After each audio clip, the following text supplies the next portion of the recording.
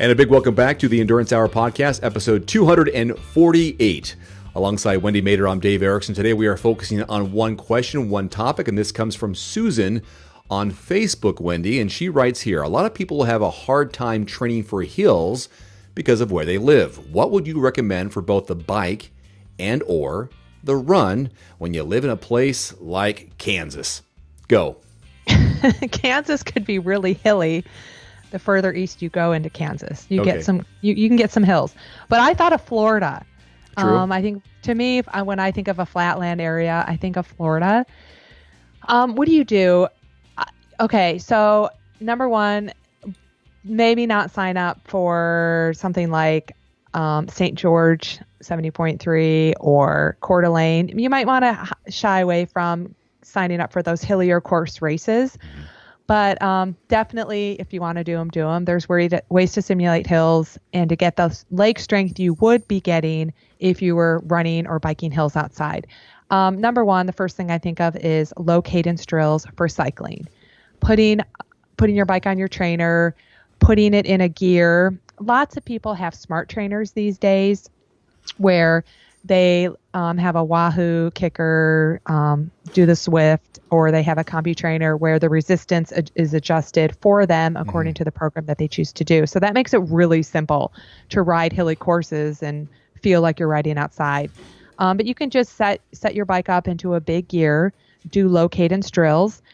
I think the benefit of doing those is making sure you're following a prescribed intensity zone. So don't just ride at a low cadence in zone 1, which is a recovery zone. That's not necessarily going to make your legs strong. You want to make sure you're following like a zone 3, zone 4 intensity, 85 to 95% of your heart rate or functional threshold power zone to really get those strengths. You can do, 10, 20 minute, 50, 60, 70 RPM workouts. You can do shorter, 2 to 5 minutes at a higher intensity in a smaller gear. So there's lots of things you can do on your trainer. And we actually offer programs, Cycling Made Easy programs, to give athletes a variety of workouts to do that. Let me read that off because I was just pulling this up here on our endurancehour.com website. The Strength and Skills 4-week program with cycling. This program's for anyone who wants to add more strength and skill workouts to their bike workout library or follow a month of strength building on the bike. Each week includes 6 workouts ranging between 45 minutes and 2 hours in length and vary of low cadence drills in zones 3 to 4 intensity based on your heart rate, rate of perceived effort, and power with a mix of low intensity recovery workouts. I think you just said all this without even reading this. If this is something you're interested in, it's only $16 and you have these 4 weeks, so 24 different workouts that you can do, and then there's other things you can add in there with threshold and speed with different individual programs. But I think it's a great idea to get in some low-intensity, harder cycling training program workouts to prepare you for hills if you don't live in a hilly area. Yeah, I can't say enough about hills, whether you simulate a hill indoor or do it outside. It's really good for form, for strength, and for endurance. So you're getting a lot just by doing hill repeats. I think it's really, if I had to choose one key workout to do, it would always be hill repeats. As you get fitter doing hill repeats, you can start to do hill repeats as a recovery day too, not just always an intense day. Usually the first time an athlete's doing a various hill repeats, whether it's cycling indoors, outdoors, or running indoors, outdoors, that's always hard. Going up a hill is hard, but as you develop fitness, those hills that used to be hard are now easier. They're never easy, but they can get to be easier. So let's jump into running. Running hills is a little bit different. You can do them inside on a treadmill. I always am very cautious when I do hills on a treadmill or prescribed hills on a treadmill, because when you're doing hills outside, your pace is going to be dictated by you running up the hill. Depending on the steepness, the grade of the hill, your pace is going to follow whatever you're feeling like doing. If you're doing a hill at 85%, whatever your speed is at that 85%, running up that particular hill is just going to happen. It's an effort thing.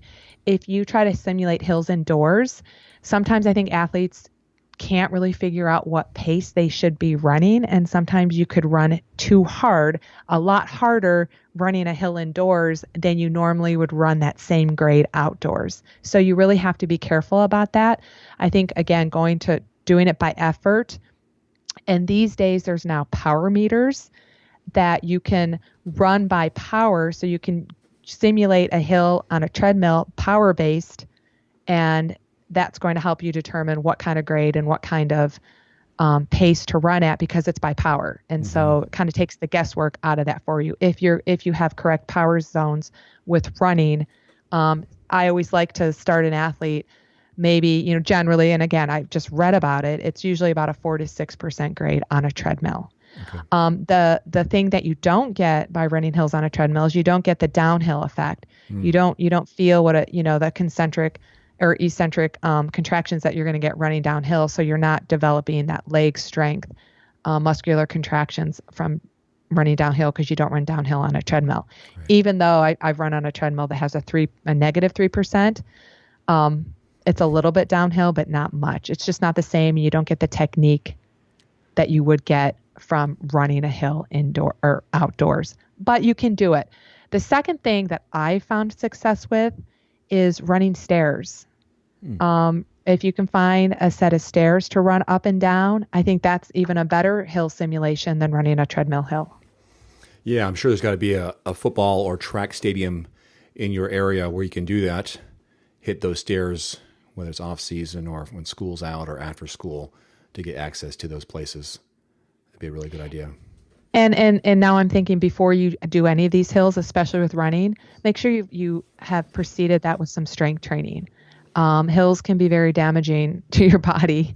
If you have some previous strength training before you start doing like hill repeats or something like that, that's going to only help you manage those hills. I have a couple of comments. I'll go with the running first, and then I'll come back to the cycling and an advice question from you. When it comes to treadmill running, I always, regardless of the distance or time I'm on the treadmill, I usually at 1.5 to 2% minimum to simulate outdoor running. If you are on a 0% or 1%, it might be a little easier. You might feel like a hamster. So I would suggest at least 1.5 to 2% if you're going to do on a run, and then jump it up to those 4s, 5s, and 6s if you want to try to go intervals with a minute at 5% and then drop back down to 2%. But I always start with a 2% just to get a feel for having some resistance of moving forward versus, because of the lack of gravity. When you're running outdoors, you have that gravity you're fighting against. On a treadmill, it's kind of hard to do that at 0%. My second feedback and the question to you, Wendy, about the cycling is getting out of the saddle on the bike indoors versus just going lower gear, lower cadence. My instinct says stay in the saddle, because that's probably more efficient, because your heart rate's going to spike if you get out of the saddle and try to mash those gears. What are your thoughts or impressions when I ask about getting out of the saddle versus just staying low cadence? So when you're low cadence and you're sitting, you're going to use more of the pedal strokes, or you're going to use more of your muscles, because you're going to try to really focus on when I said it's really good for technique, it's really good for working on the 4 aspects of the pedal stroke, which is pulling back, coming up, over the top, downstroke. I can't remember the exact names off the top of my head, but you're really able to work on your pedal stroke at a lower cadence drills, doing them indoors. When you do stand up, you're gonna hit different muscles than you would sitting down. So I think it's good. I think it's a good break. And I usually, like I did it this morning, I was standing up and my RPMs were like 50. And then when I sat down, oh my God, I was exhausted. And I had to lighten up the resistance, because my legs stopped moving as soon as I sat down again. I had to lighten up the resistance so I could kind of spin. And then I tightened up the resistance so I could get back to my 50 RPMs. So it definitely is different. Yeah, I can see that the power or the watts spiking with some inconsistency when you're out of the saddle versus in the saddle, where you can stay consistent and have a fluid somewhat circular motion of the full range of motion with that stroke versus just pressing down of getting out of the saddle. Totally. Okay.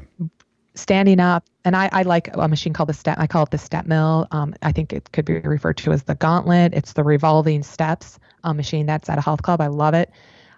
Whenever I feel that whenever I'm standing on my bike, I feel like I'm on that step mill. So the step mill, I think, is a good machine to get your legs strong to run and bike up hills. So if you don't have a trainer and you don't have access to doing these drills indoors, and you do have access to a health club that has a step mill, I think you're going to strengthen the same muscles on a step mill to simulate biking uphill. Well, Susan, I feel like we probably answered your question and then some. If you're having a hard time training for hills when you don't live in a hilly area, whether it's on the bike or the run, I hope that helped. And those of you who are listening helped as well. If you have a question for us, you can always email us at endurancehour@gmail.com or send us a message with your voice, speakpipe.com/endurancehour. It's something you can record off your phone or from your laptop or desktop. It's free. You got 90 seconds, 90, to leave us a voicemail, and we'll play it on the air, and we'll make that a podcast episode for everyone to listen to. Speakpipe.com/endurancehour. For Wendy Mader, I'm Dave Erickson. This episode 248, and you can find it on endurancehour.com/episode 248 for show notes and other resources there. So for Wendy Mader, I'm Dave Erickson. Thanks for listening. We'll see you next time. Adios. Adios. Today's question is brought to you by How to Swim Faster in 30 Days, a freestyle guide to dropping time in the pool or open water.